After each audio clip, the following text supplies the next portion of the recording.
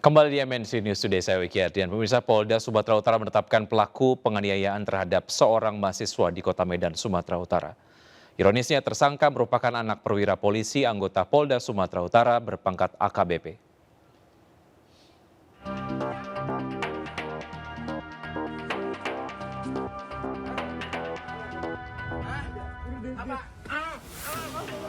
Rekaman video penganiayaan terhadap Ken Admiral, seorang mahasiswa di Medan ini viral di media sosial. Penganiayaan dilakukan oleh Aditya Hasibuan, anak AKBP Akhirudin Hasibuan, anggota Polda Sumatera Utara. Ironisnya penganiayaan dilakukan di depan rumah AKBP Akhirudin Hasibuan di Jalan Karya Dalam Medan Helvetia, Kota Medan 22 Desember 2022 lalu sekitar pukul 2.30 dini hari. Diduga penganiayaan berawal dari pengerusakan spion mobil milik Ken Admiral yang dilakukan oleh Aditya. Ken mendatangi rumah Aditya untuk meminta pertanggungjawaban. Namun bukannya mendapat ganti rugi, korban justru dianiaya. Ironisnya penganiayaan disaksikan oleh ayah pelaku AKBP Akhirudin Hasibuan dan saudara pelaku.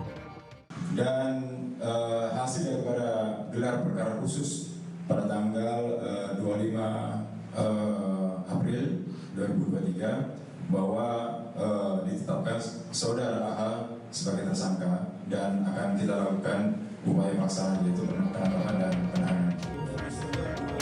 Pelaku penganiayaan kini ditahan di Mapolda Sumatera Utara untuk menjalani pemeriksaan lebih lanjut. Dari Medan, Sumatera Utara, Aminur Rasid, Ainus melaporkan. AKBP Akhirudin Hasibuan dicopot dari jabatannya usai diduga membiarkan anaknya menganiaya mahasiswa. AKBP Akhirudin dicopot dari jabatan Kabak Bin Ops Direktorat Narkoba Polda Sumatera Utara. Ayah pelaku penganiayaan terhadap seorang mahasiswa yang merupakan perwira berpangkat Ajun Komisaris Besar Polisi AKBP yang bertugas di Mapolda Sumut dicopot dari jabatannya. AKBP Akhirudin diduga melanggar kode etik karena membiarkan anaknya menganiaya seorang mahasiswa. Karo SDM Polda Sumut Kombes Pol Fahmi mengatakan AKBP Akhirudin terbukti melanggar kode etik pasal 13 huruf M Peraturan Kepolisian Nomor 7 Tahun 2022 tentang kode etik profesi dan Komisi Kode Etik Polri.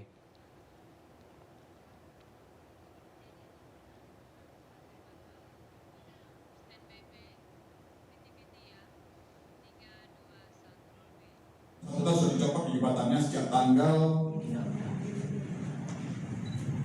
3 April ya, 3 April tahun 2023 ya.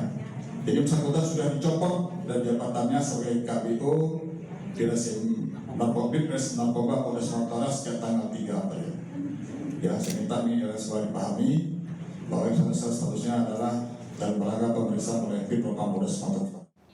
Usai jadi sorotan akibat aksi penganiayaan anaknya terhadap seorang mahasiswa, kini kekayaan AKBP Akhirudin Hasibuan jadi sorotan warganet. Pasalnya, AKBP Akhirudin Hasibuan kerap tampil dengan gaya hidup mewah dan memamerkan kendaraan mahal.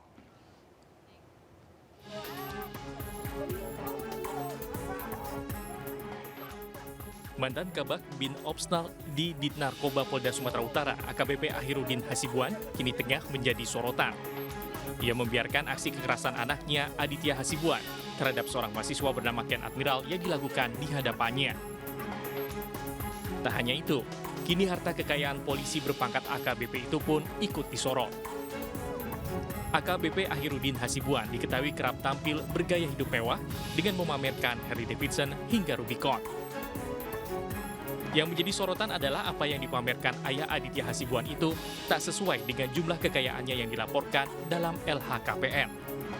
Tercatat AKBP Akhirudin Hasibuan hanya memiliki harta kekayaan sebesar Rp467.548.644 yang dilaporkan terakhir kali pada tahun 2021.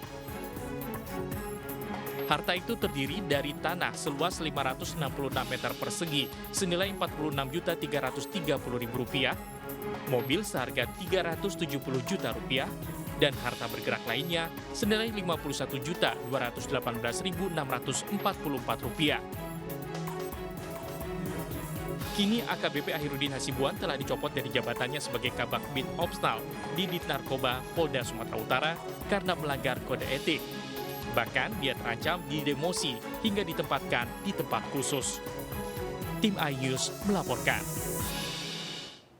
Tak hanya kerap pamer harta dan kendaraan mewah, mobil, serta motor gede, AKBP Ahirudin Hasibuan diduga memiliki gudang solar. Diskrimum Polda Sumut menyebut akan menindaklanjuti dugaan ini.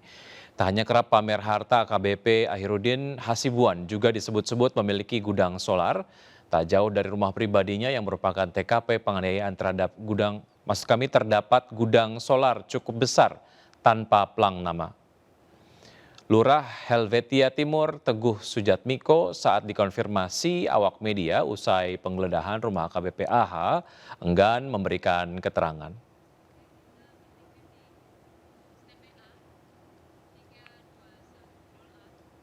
Sama Kepling aja. Keplingnya tadi nggak mau ngomong Pak. Soal itu Pak, gudang itu memang udah lama ada di sini Pak. Gudang itu Pak. Pak Lurah, izinnya Pak Lurah. Pak Lurah. Pak Lurah, tolong Pak Lurah. Ya, udah sama Kepling aja. Loh, Pak Lurah bikin warganya Pak Lurah. Apa itu Pak? Kita lapor ke ini ya, Dimsus ya.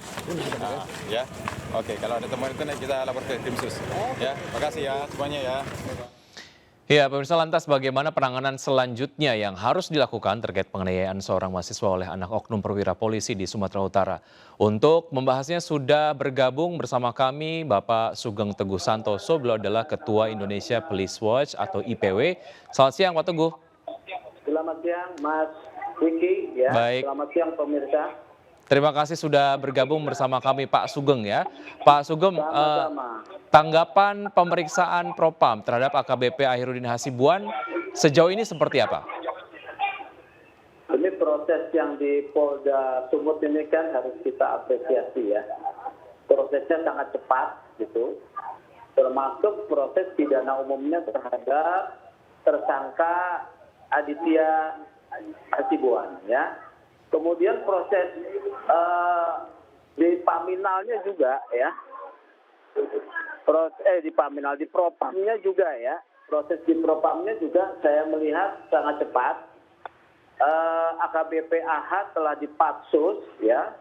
Kemudian sedang dilakukan pemeriksaan kode etik untuk diajukan kepada sidang kode etik. Nah, terkait dengan peristiwa ini bisa menjadi ya seri kedua dari cerita anak berpola bapak kena getah ya. Yang pertama kan adalah kasus atas korban David yang dilakukan oleh Mario.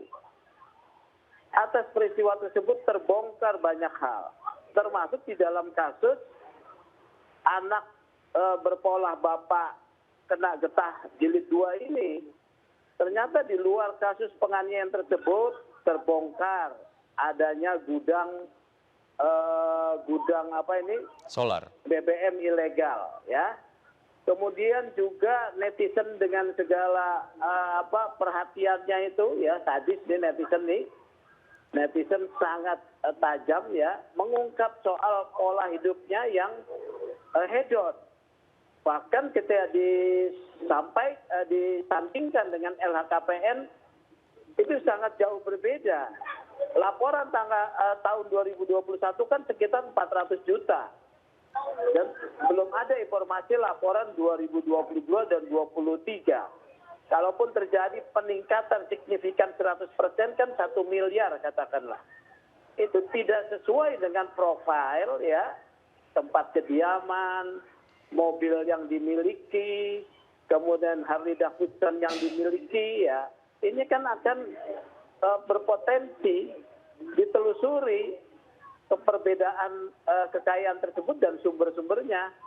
Jadi Baik. memang memprihatinkan ini ya. Artinya memang ada indikasi ada harta kekayaan yang tidak dilaporkan ataupun mungkin tidak dideklar begitu ya Pak Sugeng ya? Ya sudah jelas. jelas Baik. ada Harley, ada mobil ya, gitu ya. Baik, berdasarkan temuan dari IPW sendiri, Pak Sugeng, kasus ini kan memang sudah terjadi tahun 2022, tapi kemudian baru mencuat belakangan begitu. Ketika memang kasus ini terjadi tahun 2022, apakah sempat dilaporkan oleh korban dan apakah sudah ditindaklanjuti atau tidak? Jangan-jangan ini kemudian kasus yang ditindaklanjuti setelah viral, baru ada tindakan begitu. Dan ini juga sudah disampaikan oleh Kapolri ya, jangan viral baru ditindak begitu ya. Maksud kami viral dulu terus baru ditindak. Nah, menurut temuan Anda seperti apa?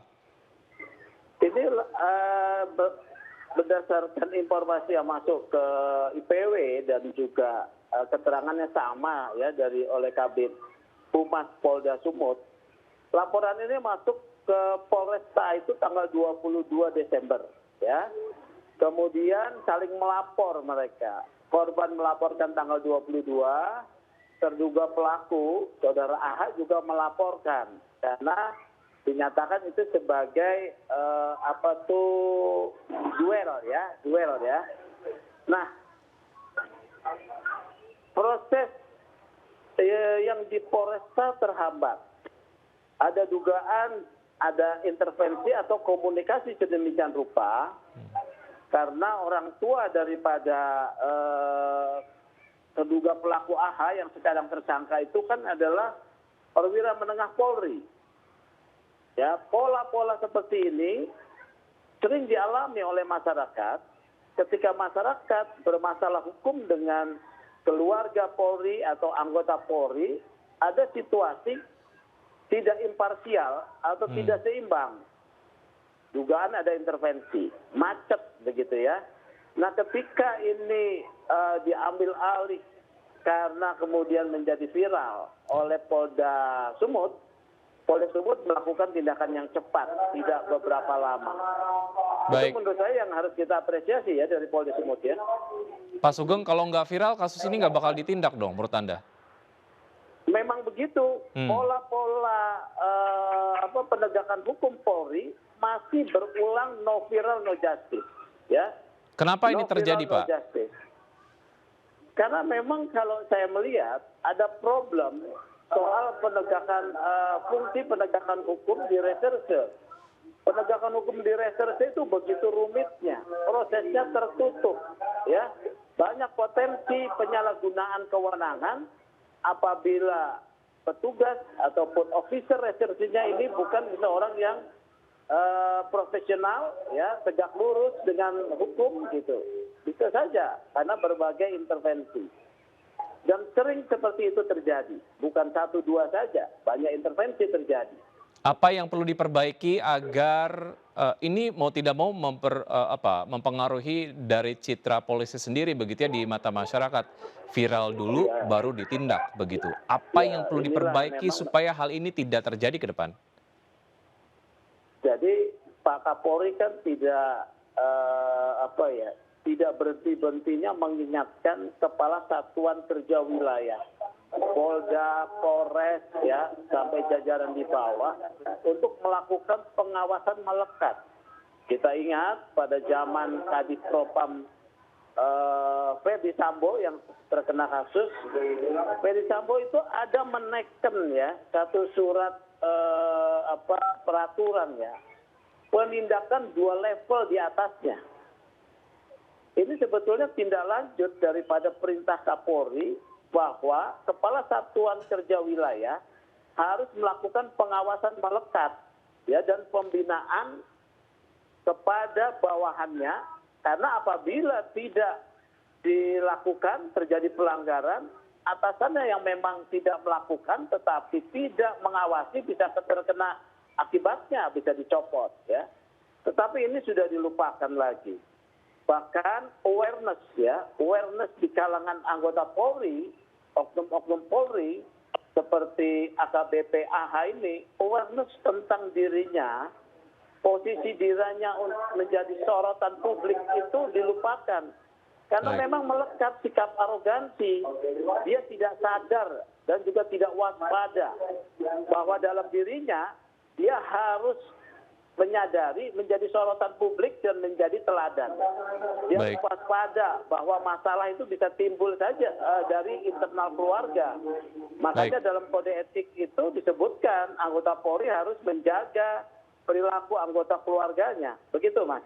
Ya, artinya memang diperlukan evaluasi menyeluruh agar polisi yang mengayomi masyarakat bukan hanya slogan saja begitu ya.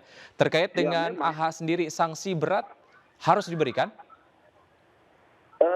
Kalau pelaku tindak pidana kan sudah ada ukurannya ya. Kalau ini tidak mengakibatkan cacat tetap ataupun kematian ya, atau luka berat, itu tindak pidananya termasuk mungkin tindak pidana ringan ya. Nah, pada pelakunya itu ada sanksinya, tidak terlalu berat, Pak. Tetapi yang berat ini justru kepada ayahnya nih, ya. Ada kode etik, patsus, kemudian bisa kena kode etik, kemudian ada 3 tindak pidana setidak-tidaknya. Pasal 304 yang membiarkan seseorang dalam keadaan sakit, ya, padahal dia wajib untuk melindungi. Kemudian soal gudang gudang ilegal, BBM ilegal ini ya akan terkena nih undang-undang Minerba atau mungkin undang-undang yang lain. Yang ketiga soal LHKPN. Ini memang menjadi prihatin juga ya. Karena tingkah anak orang tua menanggung getah. Begitu, Mas. Baik, sejauh mana kasus ini akan memiliki magnitude terhadap pengawasan dan juga terhadap perbaikan kinerja dari kepolisian seperti yang kemudian terjadi di Direktorat Jenderal Pajak begitu. Ada kasus yang mencuat kemudian menjadi perhatian dari masyarakat dan sejauh mana kasus ini juga nanti akan berdampak sama, memiliki magnitude yang sama, Pak Sugeng? Saya pesimis ya, Mas ya, bahwa kasus ini ketika diungkap menjadi juga pembelajaran bagi oknum yang lain. Ya, saya pesimis. Karena kan kita selalu bicara berulang-ulang nih. Karena apa? Tidak ada awareness, ya. Awareness itu harus ditanamkan sejak di dalam hati ya, dalam menjalankan tugas.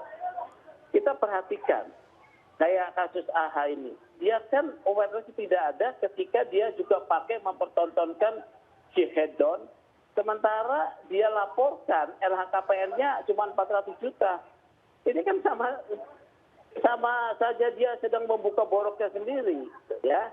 Ada lagi anaknya menganiaya. Apakah akan berhenti? Ya, tidak akan berhenti.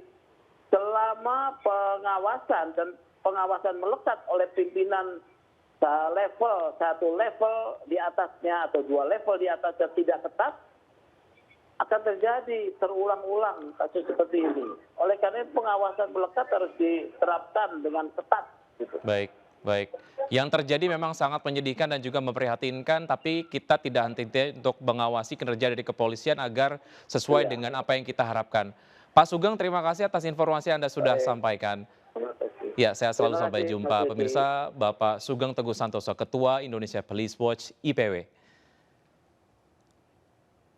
Dan Ibunda Ken Admiral, korban penganiayaan anak perwira polisi angkat bicara. Ibu korban meminta polisi memeriksa semua orang yang ada dalam video viral penganiayaan anaknya. Petinggi Polri juga diminta memecat ayah pelaku perwira polisi berpangkat AKBP yang diduga melakukan tindakan pembiaran saat penganiayaan terjadi. Karena di situ seharusnya Pak Akhirudin bisa mencegah semua ini, Pak. Tapi di sini Pak Akhirudin mengajarkan anaknya jangan emosi deh. Kalau emosi kalah nanti. Nah, dia mengajarkan, menginstruksikan, walaupun bukan dengan tangan dia, tetapi dengan arahan dia, apa yang dia mau, anaknya melaksanakan. Saya rasa tidak cocok kali kalau cuma kode etik saja, Pak. Karena semuanya nggak akan terjadi kalau Pak Akhirudin itu punya hati yang manusiawi, Pak. Tanda itu cek. Paling cocok harusnya Pak di pihak kepolisian Polri Indonesia ini jangan adalah perwira-perwira menengah yang nggak ada nggak ada hati nuraninya sama sekali, Pak. Dan menjaga citra kepolisian juga, Pak.